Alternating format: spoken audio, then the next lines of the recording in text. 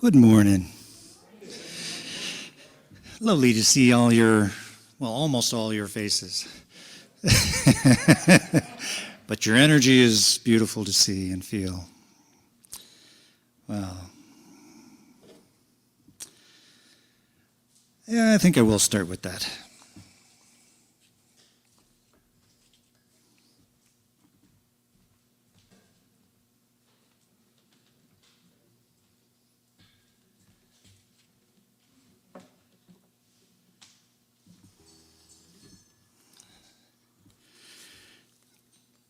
So I'm kind of excited to share a couple of new songs today. The second one, which I will share later, is I was up until 1:30 in the morning writing it.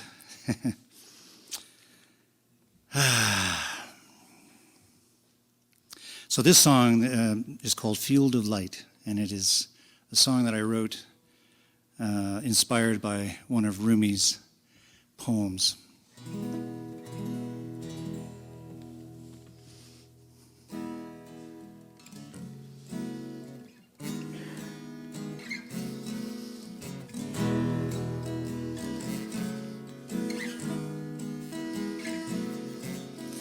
Out beyond the struggle between my wrong and your right,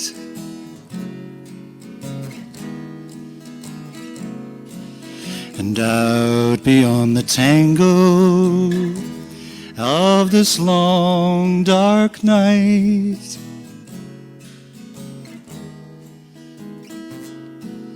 there is a field of forgiveness, and there is a field of light. I will meet you there,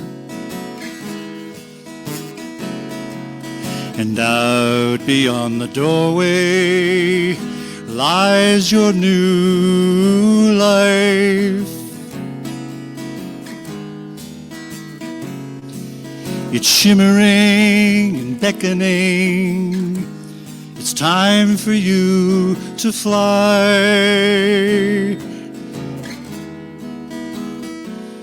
Well, just surrender.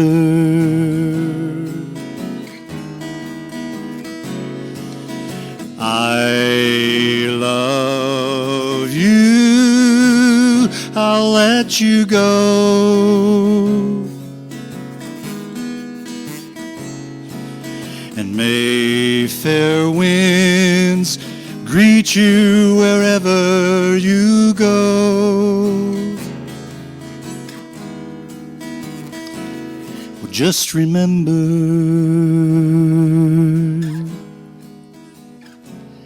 to surrender.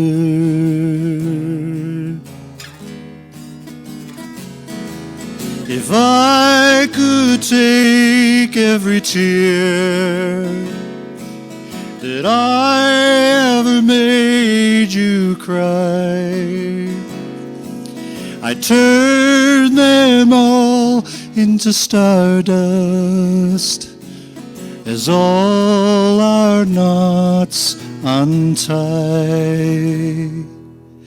Out beyond the struggle between your wrong and my right,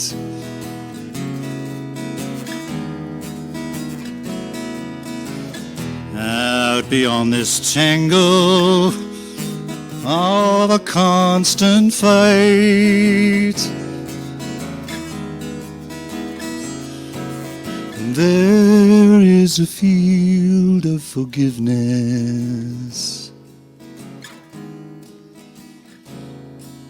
and there is a field of love and light. I will meet you there. I will meet you there in that field of light. Just remember to surrender to that field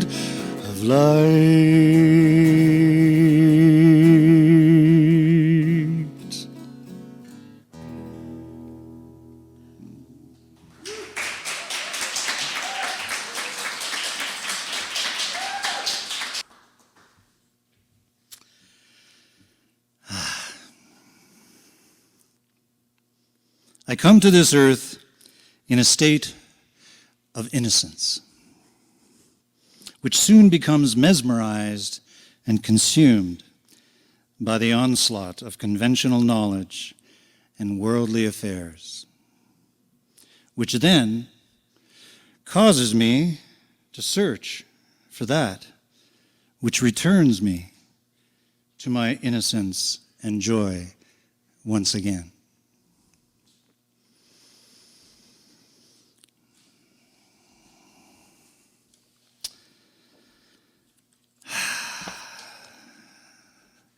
So, what an interesting topic. The idea of order in chaos, and how do I connect to that order? One of the things that's really interesting is that we were born in innocence, and in that place of innocence, that is perfect order. Everything is taken care of. There's nothing that you have to be, that's demanded of you. And then something happens, is that we decide that we want to pick from the tree of knowledge. And when I pick from the tree of knowledge, what happens is that I begin to remove myself from divine order. And I step into the meaning of things, the relationship of things. And, you know, when I dwell in innocence, I'm kind of like living in the calm in the center of a hurricane.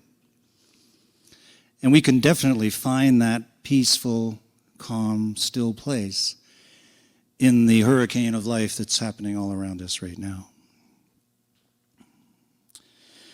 But when the meaning of things begins to emerge, the relationship between things are seen for the first time. And so meaning actually takes us into a journey of questions asked and answers sought.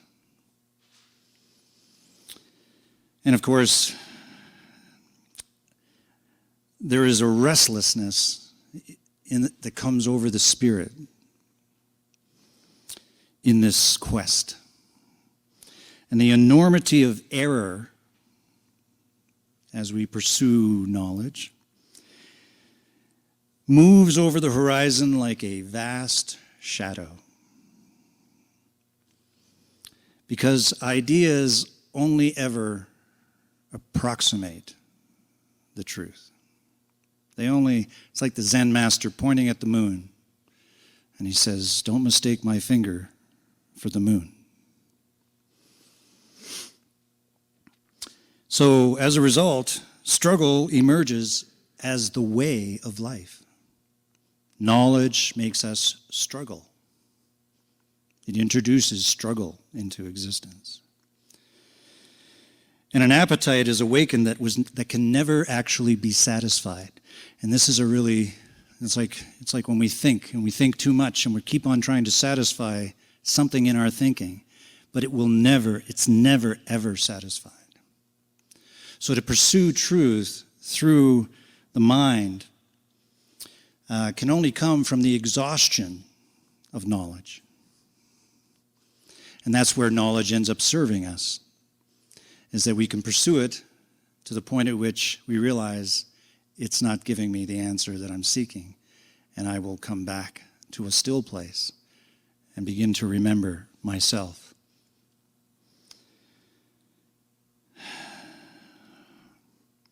So a person becomes conscious of themselves with knowledge.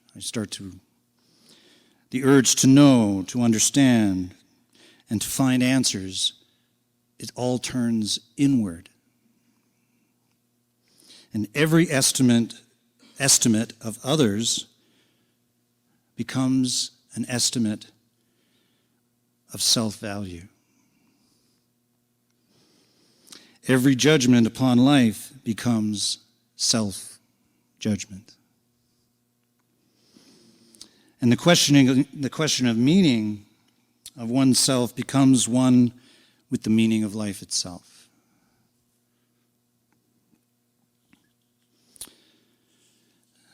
The process of moving from innocence to knowledge is actually never really satisfied, which is why we find ourselves returning to innocence. And the thing about innocence is that it's not something we typically would associate innocence with ignorance, but it can have that association, but actually innocence has another beautiful aspect to it, which is openness. In a state of innocence, I am receptive and open and hold no history of judgment or label. And if I can return to that inner place of innocence within myself and within the spiritual expression of who I really am, then I begin to find that knowledge is serving something far greater than just the definitions that we hold on to. And the other thing is that there's always some place where innocence is untouched by knowledge. And of course, when I do go into my heart center and I breathe into a stillness in order to bring in full presence, it is in those kinds of moments that I begin to experience the power of how the light of truth starts to open my heart. And the other thing is that pride is in knowledge. Pride in knowledge is always tempered by the dominion of innocence. Innocence brings us right back down. And when our pride of knowing dissolves into a receptive heart. If Christ is the Logos, the blueprint of all creation, then God has always had our growth in mind.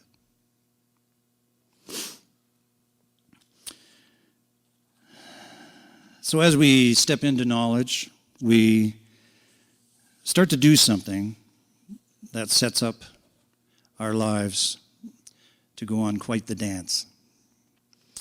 And what it is, I'm going to refer to an Indian term, East Indian term called Samskara. And Samskara is a way in which we store events that we experience. And as a result, those events end up blocking our hearts. The actual definition of Samskara is that Sam means plan, and Skara means the action undertaken. So what I'm doing when I'm creating such a plan and taking action, I am creating a subtle impression of any action I've ever taken. And that impression is then deposited in my mind field. Repetition of the action makes the impression stronger. And when habits become ingrained, they alter our body chemistry. And what would we typically call that condition when we are repeating an action that alters our chemistry? There we are. It's an addiction. So we become actually addicted to the impressions that we've created about ourselves. And the interesting thing is that many times we aren't really questioning it. We take it to be absolute truth in who we actually are.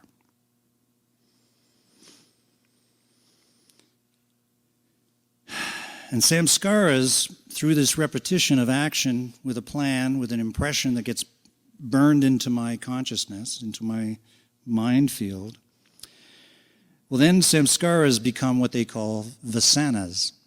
And vasanas are, you could say, a coloring agent. And so based on my own inner impressions that I have solidified in certain ways and repeat, those impressions that I have within me, within my mind, begin to color how I perceive you and how I perceive the world around me. And then I begin to judge you based on these patterns of impressions that I've been creating in my own life, still taking them as if they are absolutely true.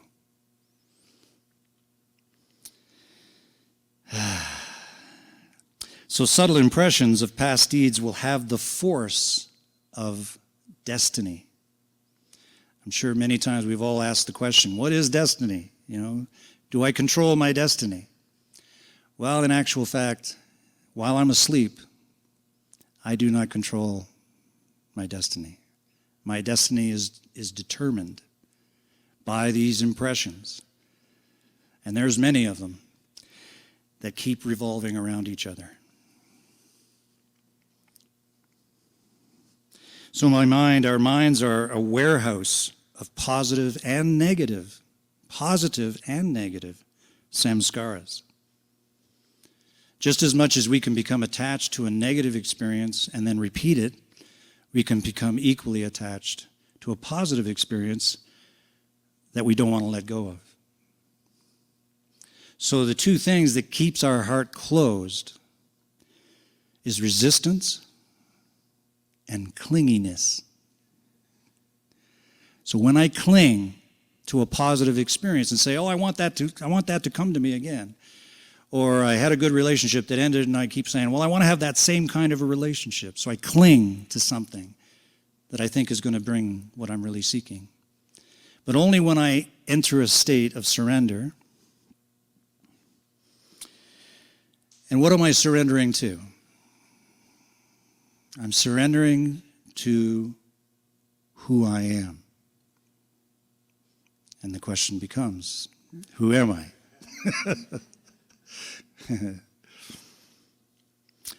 And the power to the answer to that question is in simply asking the question.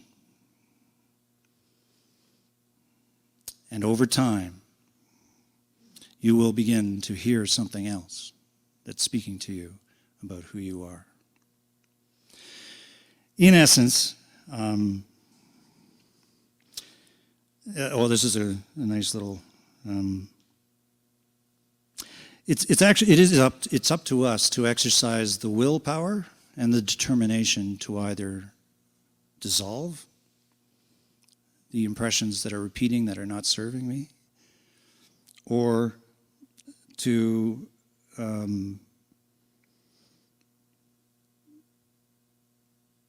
maintain greater commitment to those things that are truly positive and affirming and expanding my life, opening my heart. But all the events that are stored from our samskaras, you could say that they're all stored in a little tiny bubble inside of our hearts. And until I open that bubble, life is meant to be lived completely and fully. And that means everything. Everything is serving my expansion as a human being, my capacity to be an emissary of light in the world. So all negative feelings must be felt. Not judged, not explained away, not compared to somebody else, not according to some hierarchical definition of what you should be doing. Because now we have the capacity to self-purify. And we do that by allowing everything to pour through us and to pour through our hearts and to not hold on or resist anything. Because if we resist it, we can do that. There's no judgment for doing that either. But if you do, just know that because life is flow, if I don't allow some of that stuff to flow, well, where's it going to go? It's just going to stay there and find another moment in which something triggers it to be felt again. And all it's asking when that trigger comes is allow me to flow. Allow me to flow through you. When you can feel the depth of your pain, you will also experience the heights of your love and your compassion.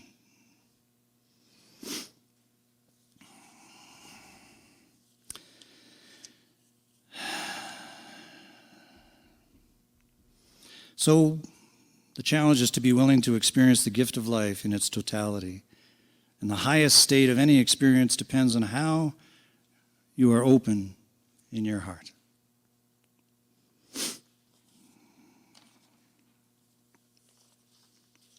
So what has this got to do with a butterfly? And I see somebody brought a picture of a butterfly. That's great. Did someone paint that from here? No? No? It's beautiful. Yeah, I came across this whole reflection about the butterfly. Trust. But just think about the butterfly for a moment. Before it was a butterfly, just think of when it was a caterpillar, right? And it's in its chrysalis. And before that, it was, basically its whole life was consumption. It was just eating all the time, stuffing itself, which was basically preparing itself for the transformation. So the question there is, what do I stuff myself with in order to experience transformation within myself? What kind of food do I need to take in? So the butterfly is in his chrysalis, and shock upon shocks, everything is dissolving. The body of the caterpillar is turning into liquid. Its whole definition of self is completely gone. Trust. In that situation, it is within the very energetic pulse of that caterpillar to absolutely trust its destiny. And it surrenders to it. And then it comes out. And there is a story about a man who saw a butterfly. I think I might have shared this one time before, but saw a butterfly or a caterpillar in its chrysalis, and it had been formed mostly into a butterfly, and was trying to.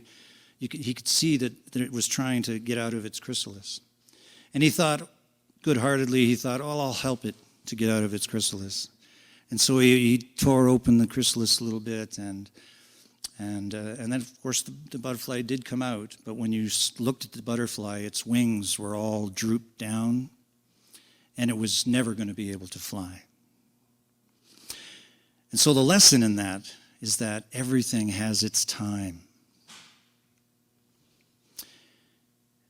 And you know when that time is ripe for you. In all of the many transformations that we will all go through in this life and many more. But when we are in touch with our own energetic flow, with our open heart, with our capacity to allow all that we experience to pour and go through us rather than be held within, then we truly are entering a flow that allows us to become beings in the form of self-purification. We get to purify ourselves by allowing everything to be what it is.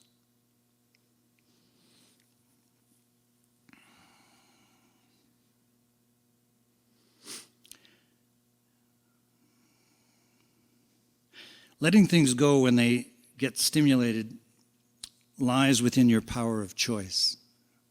So we're always, what is choice? how do I bring this presence of attention to my own capacity to transform and to allow life to fully move through me? Well, I have to basically begin to start to say yes, without needing to know where that yes is going to take me. Because there's a beautiful thing, which is that when you are in your flow, when you are expressing yourself as the truly sovereign and authentic being that you are, in actual fact, when you are in that kind of resonance and vibration with yourself, the truth of every next step in your life will be clearly shown to you. You almost do not have to decide.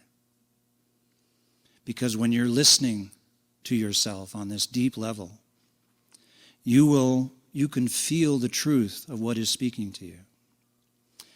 And it will tell you what the next step is. But that happens when I'm in alignment with that flow. If I'm resisting and clinging, it will take me completely out of that capacity to be able to hear what the next step is. I experience this all the time in writing a book, and last night when I was writing that song, I just sit down and something speaks to me and gives me an image and gives me an impression and says, just put that down, just put those 2 words down, and then the rest will be shown to you.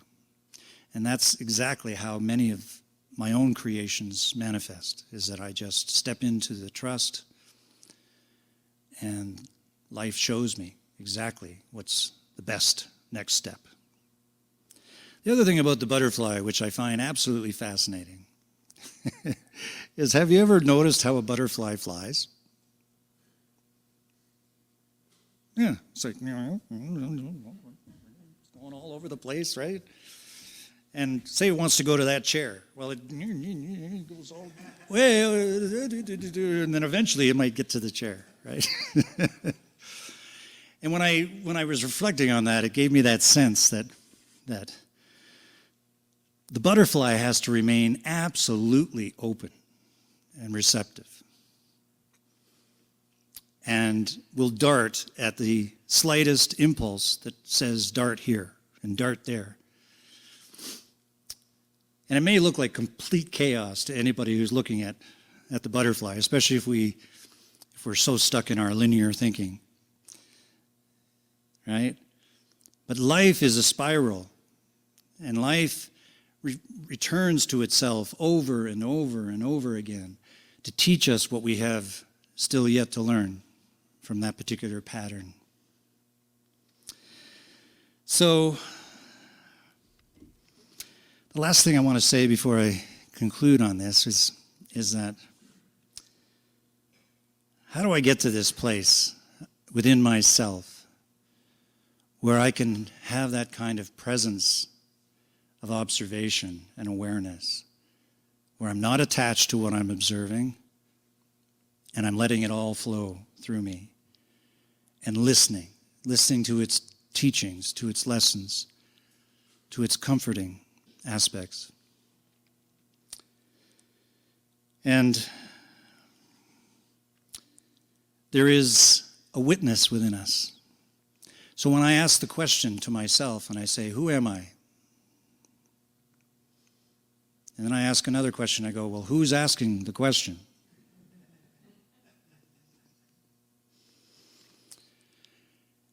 And this is something to feel more than think.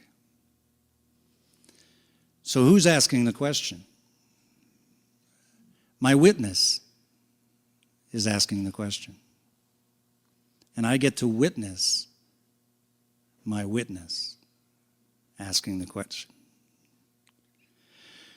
That witness is who I am. And it stands outside of the turbulence of what I'm observing. And when I can step into that presence of mind, then truly the heart opens and life flows through me. So, two or three little takeaways for you. I was reading the Unity principles. I was going, oh, I think I better throw in some of those, takeaways. So source, one takeaway is to begin to kind of reflect and feel into and experience how source is a field of innocence, trust, and divine flow. Source, divine source, is a field of innocence, trust, and divine flow. So surrender to it. Allow your thoughts and stored impressions to pass through you and feel it all. Affirm your willingness to become more aware. Because this is a daily, minute-to-minute investment in your state of mind, in your being state. It's not something we just think about and reflect a little bit on and then wait for the next moment when we might come across a book or somebody speaking. This is an investment in my capacity to become the master of my own life. And when I affirm my willingness every day to become more aware, more present to what I'm observing and who's observing, all kinds of things change. Next takeaway would be learning to let go of resistance and or clinging. You are who you've been waiting for. We've heard it said the other way, we are who we've been waiting for, but you are. I am who I've been waiting for. I've been waiting for me to finally wake up, to finally see, to finally feel from my heart, not from my mind. So allow yourself to experience every note that your heart can play. And I'm going to suggest 3 little practices in your life. And they're basically questions, little short questions that will generate a presence of mind. So one is, hello.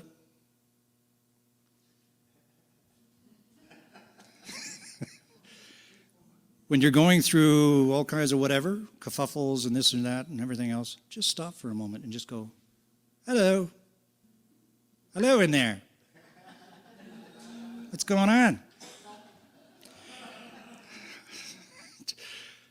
Puts a stick in the spokes so that the momentum gets stopped for a moment and I'm in a presence of mind by asking that, by just simply greeting whoever this person is.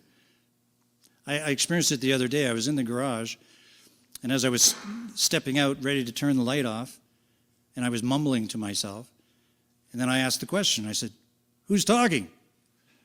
And then I just froze myself, stood there, and the shadow of my body was on the wall. And that shadow actually really made me stop and go, yeah, who is talking? Right? So it brought a real presence of mind in that moment. Another question to ask yourself every once in a while is that, who is talking? Who's talking right now, right? Say you're getting really upset with somebody and you're letting it all out. If you can find a little space in there where you go, well, who's talking? And in that moment, you'll get some objectivity and an opportunity to loosen the grip of your attachment to what you're trying to say, what you're trying to express.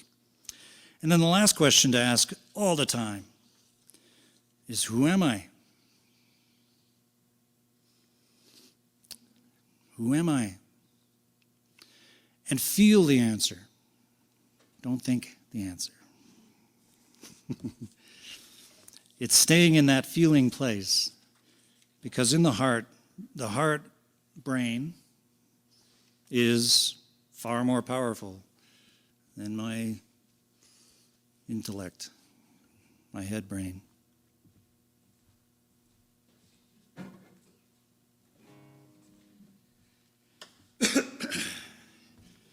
gosh, I think I'm almost going to be done on time. This is like...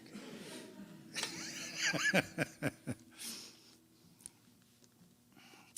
going to sing another song, and then I'm just going to do a guided meditation after that.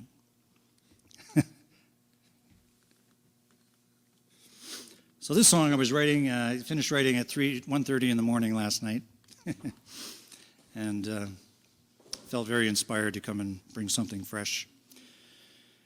And it's called True to You.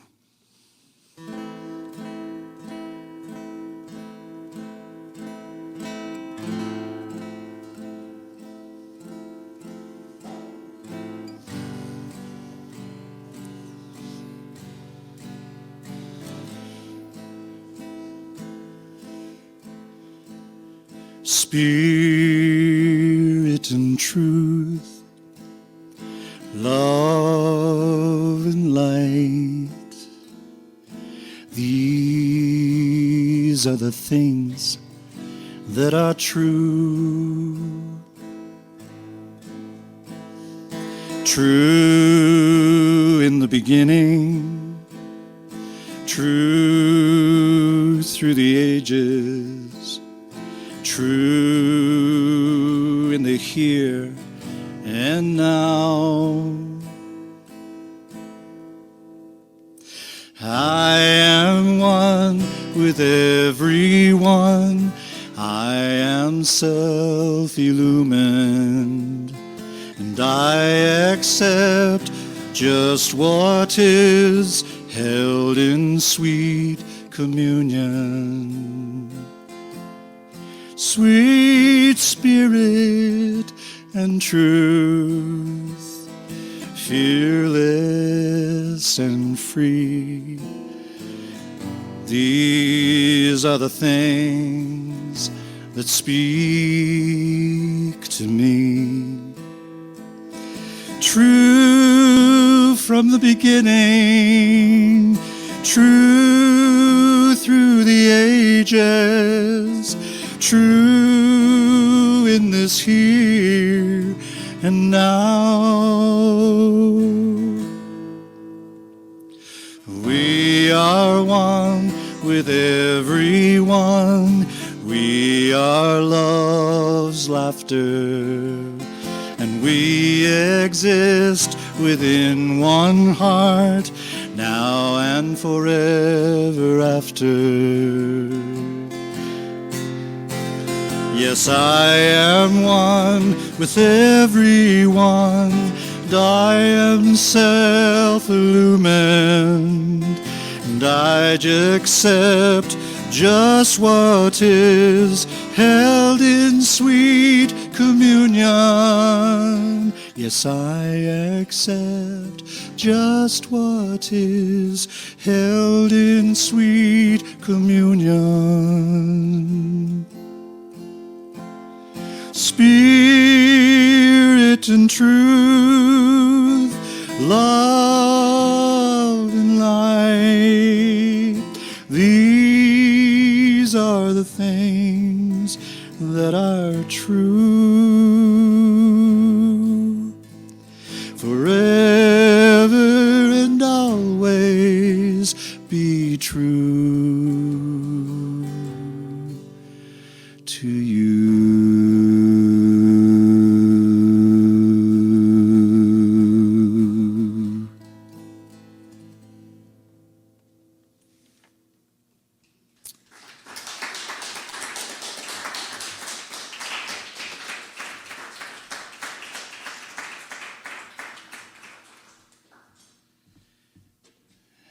And now I'm just going to take you through a little guided meditation. And I would encourage you to close your eyes and allow this beautiful, beautiful message to penetrate deep, deep into your soul. The healing of planet Earth. Children of light. The time of the great awakening is come. You who have chosen to lift your eyes from the darkness to the light are blessed to see the advent of a new day on the planet Earth. Because your heart has yearned to see real peace where war has reigned, to show mercy where cruelty has dominated, and to know love where fear has frozen hearts, you are privileged to usher real healing to your world. The planet Earth is blessing you. She is your friend and your mother. Always remember and honor your relationship with her. She is a living, loving, breathing being, like unto yourself. She feels the love that you give as you walk upon her soil with a happy heart. The Christ has chosen your hands to reach the lonely, your eyes to see innocence in the guilty, and your lips to utter words of comfort to the wounded. Let pain be no more. You have wandered in dark dreams for too long. Now you must step into the light and stand for what you know is true. The world has suffered not from evil, but from the fear of the acknowledgement of good. The world has suffered not from evil, but from the fear of the acknowledgement of good. That fear must be ended now, forever, and it is within your power to do so. No one can find yourself but you. All of your answers are within. You must now teach the lessons you have learned. Your understanding has been given not only for yourself, but to guide a sore and tired world to a place of rest in a new consciousness. Here before you is your vision come true. Here is your answer given you, a song to soothe a weary soul and make it new again. Here is the bridge that joins you to brothers and sisters. Here is yourself. Look gently upon yourself and allow yourself to be filled by the light you have been seeking. True love comes from your higher self, and with such a power, your every thought is a blessing to the entire universe. All areas of your life will be healed. You will shine with a golden splendor that speaks of the one who created you in wisdom and glory. The past will dissolve like a dark dream, and your joy will be so brilliant that you will have no recollection of the night. So go forth then, and be a messenger of hope. Point the way to healing by walking in gratefulness. Your brothers and sisters will follow, and as you pass beyond the portal of limitation, you will be united and reunited with all who seem to be lost. There is no loss in God. Choose the path of forgiveness, and you will weep tears of joy for the goodness you find in all. Go forth and live the life of the radiant soul that you are. Glorify God in your every deed. You are important, you are needed, and you are worthy. Never allow the dark cloak of fear to hide the light from your view. You were not born to fail. You are destined to succeed. The hope of the world has been planted in your breast, and you are assured of success as you stand for the one who sent you. This, then, is the healing of the planet Earth. All of your doubts and fears can be set aside as you know that the healing will come through the love in your heart. All blessings are with you. Go in peace. All is well.